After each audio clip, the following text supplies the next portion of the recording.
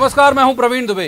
ये ठीक है कि राजनीति में ना मोहब्बत उम्र भर को होती है ना अदावत, लिहाजा 23 साल पुरानी सियासी दुश्मनी लांघकर ज्योतिरादित्य सिंधिया का जयभान सिंह पवैया की देहरी पर पहुंचना भले हैरान न करता हो, लेकिन पवैया जिनकी राजनीति की जमीन ही महल का विरोध कही जाती है, खुद सिंधिया के लफ्जों में उनके साथ अतीत को विसारकर नए संबंधों की नींव सवाल तो खड़े करती है। पहले पिता माधवराव सिंधिया की पार्टी से किनारा, फिर उनसे जुड़ी हर सियासी रंजिश की गठान खोलते सिंधिया क्या वाकई अब बीजेपी में अर्जुन की तरह केवल भविष्य पर निगाह टिकाए हुए हैं? चाहे फिर उस रास्ते में अपने पिता के सियासी दुश्मन ही क्यों ना आए, उनसे भी बगलगीर होना पड़े तो वो भी मंजूर। क्या सिंधिया की ये तैयारी 2023 के लिए है, या ग्वालियर चंबल की राजनीति में एक कांटा निकाल कर दूसरे कांटे से निपटने का दांव है? ये ग्वालियर की सियासत में सिंधिया की राह में सबसे बड़ा स्पीड ब्रेकर कौन है, ये बताने की जरूरत है क्या? सिंधिया का 3 दिन का मध्य प्रदेश का दौरा आज खत्म हो रहा है। इस दौरे में बीजेपी के हर वर्ग और विचारधारा के नेता से सिंधिया ने की मुलाकात। लंच, डिनर, चाय के साथ सौजन्य और संवेदना की इन मुलाकातों को सियासत से परे रखकर नहीं देखा जा सकता। 3 दिन की 13 मुलाकातों में सिंधिया की गाड़ी ने गृह मंत्री नरोत्तम मिश्रा के घर का रुख क्यों नहीं किया?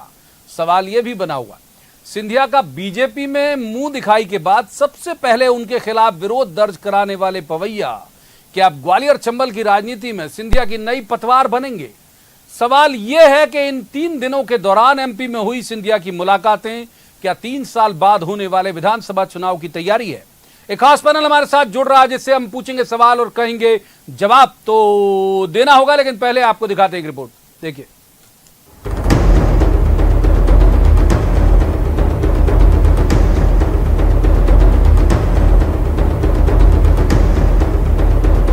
तेईस बरस पुरानी सियासी अदावत टूट रही है इस तस्वीर में।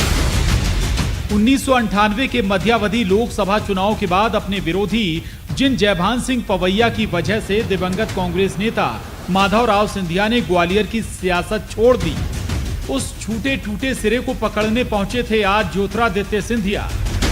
अतीत को भुलाकर पहुंचे या अतीत को भुलाने पहुंचे, लेकिन ये मुलाकात भविष्य की नींव बने, ये ख्वाहिश उनके बयान में भी सुनाई दी। अतीत अतीत होता है, वर्तमान और भविष्य पे पवैया जी और हम दोनों कार्य करते हैं, और जो उनका साथ और उनका प्रेम आज मुझे मिला है, मैं अपना बहुत अनुभव है उनका, बहुत लंबा एक कार्यकाल रहा है, उसका लाभ मुझे आने वाले समय में मिलेगा। जयभान सिंह पवैया ने इस मुलाकात को सियासत से दूर शोक संवेदना के मद्देनजर हुई मुलाकात बताया, लेकिन सवाल तो उठेगा कि पवैया अब सिंधिया की पतवार बनेंगे क्या? तो शोक संवेदना है, पॉलिटिकल सेलिब्रेशन से हटकर हुआ करती है, लेकिन उन्होंने कहा मिलकर हमारी फैट आज की पूरी तरह पारिवारिक और संवेदनाओं की दृष्टि से थी। कांग्रेस की निगाह में सिंधिया पवैया मुलाकात बीजेपी में जमीन तलाश रहे सिंधिया का नया दांव है। अब वो अपनी जमीन ढूंढ रहा है कि भारतीय जनता पार्टी में उनकी स्वीकारता कैसे है, वो कहाँ संभावनाएं तलाश है। अब दर दर उनको जाना पड़ेगा। कांग्रेस में तो महाराजा की भूमिका, अब एक एक घर उनको जाना पड़ेगा, ना जाने कितने जी लोगों से उनको मिलना पड़ेगा। ये तस्वीर गवाही है इस बात की कि राजनीति में स्थायी कुछ भी नहीं, ना मोहब्बत ना अदावत। लेकिन क्या ये मुलाकात इस बात की तस्दीक भी है कि 2023 के विधानसभा चुनाव की तैयारी में जुट गए हैं सिंधिया? जवाब तो देना होगा। ग्वालियर में सुशील कौशिक और जबलपुर में पवन पटेल के साथ bureau report, news 18, Madhya Pradesh, Chhattisgarh.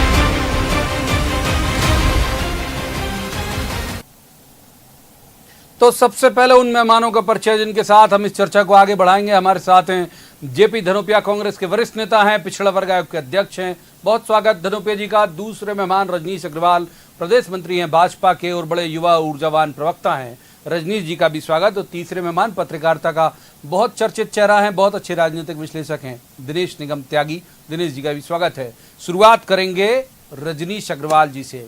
तो रजनी जी, ये जो 3 दिन की 13 मुलाकातें क्या कह रही हैं, और बहुत सारे सवाल इसको लेके सियासी गलियारों में चल रहे हैं कि इतनी पुश्तैनी जिनसे दुश्मनी थी उनके भी घर हुआ है सिंधिया जी। रजनी जी,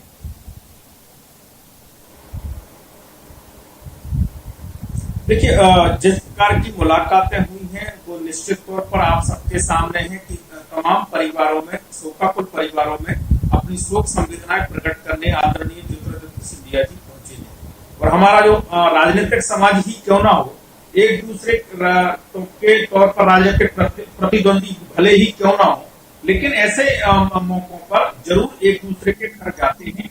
अब ये जरूरी नहीं है कि कोई 2-5 साल में हर एक घर में ऐसा मौका आ जाए, लेकिन जब जब ऐसे मौके आते हैं एक दूसरे के साथ खड़े होते हैं, कोई किसी पार्टी का क्यों ना हो। मुझे लगता है कि ये तमाम प्रकार का जो मिलना मिलाना है वो संवेदना प्रकट करने के तौर पर ही देखा जाना चाहिए। इसमें राजनीति का कतई कोई कारण नहीं है, क्योंकि कई ऐसे पार्टी के लोगों एक सप्लीमेंट्री ले लीजिए मेरा, भारतीय जनता पार्टी एक सप्लीमेंट्री ले लीजिए मेरा रजनी जी। नहीं, दूसरे नेता मुझे याद है कुछ सालों पहले एक और कैजुअलिटी हुई थी पवैया साहब के यहाँ, तब आप कह रहे हैं राजनीतिक प्रतिद्वंदिता छोड़कर ऐसे मौके पर जाना चाहिए। बिल्कुल सही बात है, बिल्कुल जाना चाहिए। कुछ सालों पहले एक बार वो एक और कैजुअलिटी उनके यहाँ हुई थी, अगर मैं गलत नहीं हूं तो, तब नहीं गए थे सिंधिया परिवार से कोई भी व्यक्ति? नहीं, मुझे जानकारी नहीं है उस समय की, लेकिन उन्होंने संवेदनाएं तो प्रकट की ही होंगी। और ये सभ्य समाज का और भारतीय संस्कृति का ये परंपरा मुझे लगता है किसी से छिपी हुई नहीं है, किसी से ढूंढना ठीक बात नहीं है। पहली बार घर गए, चलिए खैर कोई बात, ठीक है, पहली बार गए। एक बार जेपी धनुपे जी को इन कर लेते, फिर दिनेश जी के पास जाके।